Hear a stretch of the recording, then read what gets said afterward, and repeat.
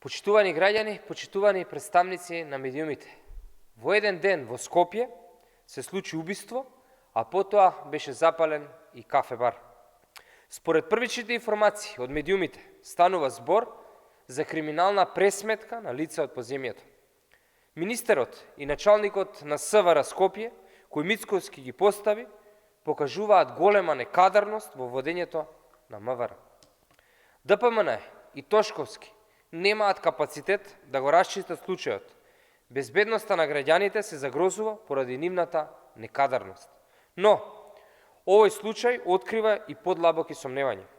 Само пред неколку дена, обезбедувањето на Мицкоски тепаше полицаец пред познат скопски локал, попречувајќи полициска акција против дрога.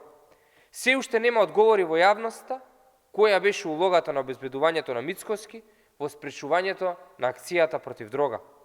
Денеска Ковачки нема да излезе пред МВР и нема да побара одговорност од Тошковски.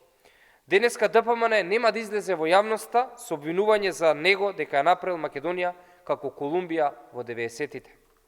Но, вистинското прашање јавно го поставуваме. Дали е само неспособност на кадрите на Мицкоски во МВР или структурите блиски на ДПМН се обидуваат да се вмешаат во нелегални бизниси со дрога? Ви благодарам и повелете со прашање. Доколку нема, ви благодарам.